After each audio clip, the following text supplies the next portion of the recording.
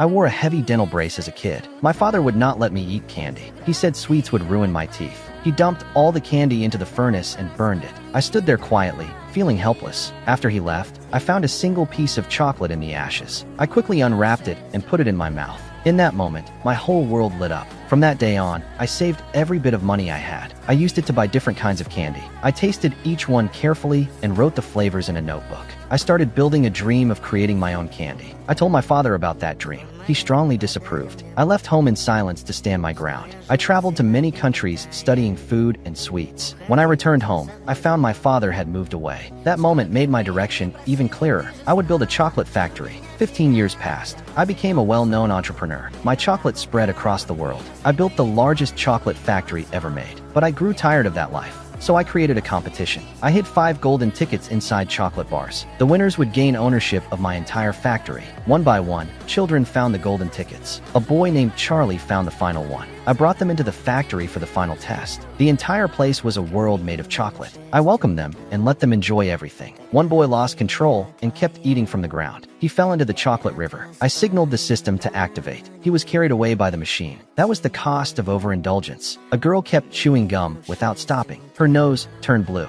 Then her body began to change into a giant blueberry. We entered another area filled with trained squirrels. They were cracking nuts nonstop. A wealthy girl tried to take one of them. She rushed into the workspace. The squirrels surrounded her and forced her down. One squirrel struck her helmet and guided her out of the area. Only 2 boys were left. We reached a room with a massive teleport machine. One boy ignored the warning and stepped inside. He disappeared in an instant. In the end, Charlie won the competition. But to inherit the factory, he had to leave his family behind. Charlie refused without hesitation. I could not understand his choice. He told me that family heals every wound. He said home was his only safe place. I returned home with confusion in my mind. I knocked on the door and saw my father standing there. The walls were covered with clippings about my life. He had been watching me all along in silence. I held him tightly in my arms. In that moment, everything I believed began to shift, and what I thought I knew about family was only the beginning.